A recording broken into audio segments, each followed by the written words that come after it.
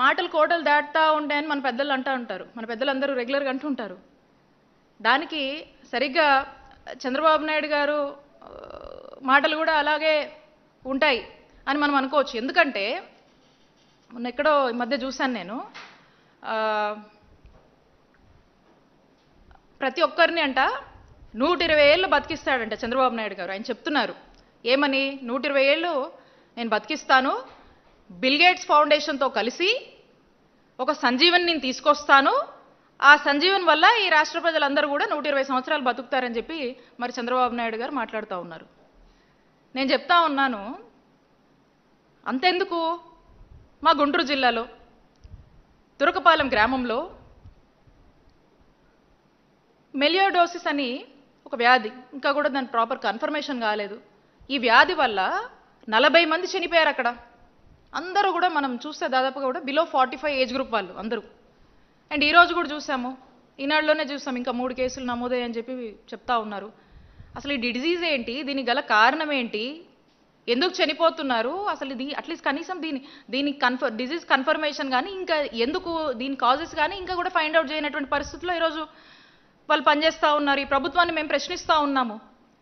దీని మీద ఏంటి మీ యాక్షన్, దీని మీద ఏం చేస్తున్నారు మీరు? చంద్రబాబు నాయుడు గారు అంటున్నారు కదా, 120 ఏళ్ళు బతికించడం కాదు, 45 సంవత్సరాల కన్నా బిలో ఉన్నటువంటి వాళ్ళు 40 మంది చనిపోయి ఉన్నారు. దీన్ని చూడండి ఫస్ట్, దీనికి సమాధానం చెప్పండి, మాటలు కాదు. ఈ ప్రజల్ని కాపాడండి, ఈ ప్రజల ప్రాణాలని కాపాడండి. నేను ఒక్కటే చెప్తా ఉన్నాను, అనేక సమస్యలు, ప్రజలు అనేక ఇబ్బందులు పడతా ఉన్నారు. రీసెంట్గా నేను ఎవరినో కూడా కలిస్తే సమస్యలతో వస్తున్న వాళ్ళు చెప్తా ఉన్నారు, ఆఖరికి ఒక సామాన్యుడి పరిస్థితి, ఒక పేదవాడు ఉద్దేశం ఏ విధంగా ఈరోజు ఉందంటే, ఈ జబ్బేదో జగనన్న ఉన్నప్పుడు వచ్చినా బాగుండమ్మా, జగనన్న ఆదుకునేవాడు, ఎటు పోవాలో అర్థం కాదు, ఈ హాస్పిటల్ పోతే లేదు మాకు డబ్బులు రావాల్సి ఉన్నాయి, మేము చూడం ఇక్కడ అంటారు, అక్కడ పోండి ఇక్కడ పోండి అని చెప్పి, ఎటు పోవాలో అర్థం కావట్లా. ఆఖరికి ఉన్న ఆస్తులు అమ్ముకొని అప్పులు చేసి ఈరోజు వైద్యం చేయించుకునేటువంటి పరిస్థితి. ఇలాంటి పరిస్థితులు నెలకొన్నాయి రాష్ట్రంలో. దయచేసి ప్రజల్లోకి వచ్చి చూడండి, వీళ్ళ కన్సర్న్స్ వినండి, ప్రజల పక్షాన ప్రజలకు ఈ ఉచిత వైద్య సేవలు అందించి న్యాయం చేయండి. మా జగనన్న చేసినటువంటి న్యాయం మీరు చేయండి. లేదు మీరు కనీసం మీరు కొత్తవి చేయకపోయినా ఆ ఉన్నటువంటి ట్రస్టుని కానీ ఉన్నటువంటి ఏవైతే ఉన్నటువంటి మనం తీసుకొచ్చినటువంటి కార్యక్రమాలు ఏవి ఉన్నాయో వాటినన్నా సక్రమంగా ఇంప్లిమెంట్ చేయండి. మీరు కొత్తవి చేయకపోయినా పర్లా అని చెప్పి ఈ కూటమి ప్రభుత్వానికి తెలియజేస్తా ఉన్నాము.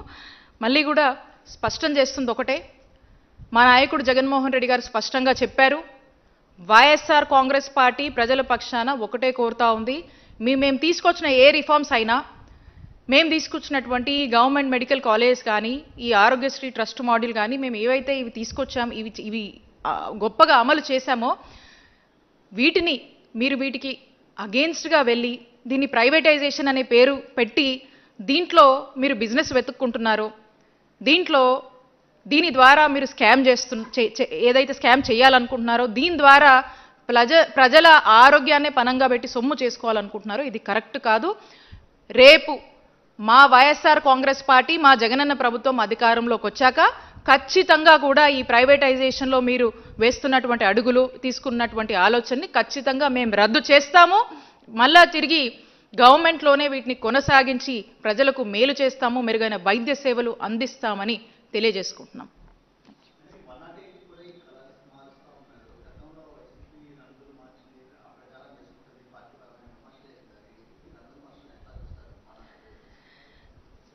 మీకు ఇందాక మా మాటల్లో స్పష్టంగా చెప్పాము, వీళ్ళకి ఎంతసేపు కూడా ఆరోగ్యశ్రీ అంటే ప్రజలకి వైఎస్ రాజశేఖర రెడ్డి గారు గుర్తొస్తారు, జగన్మోహన్ రెడ్డి గారు గుర్తొస్తారు.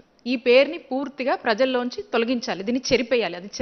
అది చెరిపేయలేరు, అయినా దీన్ని చెరిపేయాలి అని చెప్తూ చేస్తున్నటువంటి ప్రయత్నాలే తప్పితే ఇక్కడ ఒక పేదవాడికి మంచి చేద్దామని కానీ ఉచితంగా వైద్య సేవలు అందిద్దాము, పేదవాడి ఆరోగ్యం కాపాడదాము అనేటువంటి ఉద్దేశాలు ఏమీ లేవు. దాంట్లో భాగంగానే చేస్తున్నటువంటి ప్రయత్నాలు ఇవి, ఈ రంగులు మార్చడం కానీ ఇంకోటి కానీ ఇవన్నీ వీటి మీద ఉన్నటువంటి దృష్టి ఈరోజు చక్కటి వైద్య సేవలు అందిస్తాము అనేటువంటి ఆలోచన ఈ కూటమి ప్రభుత్వానికి లేదు.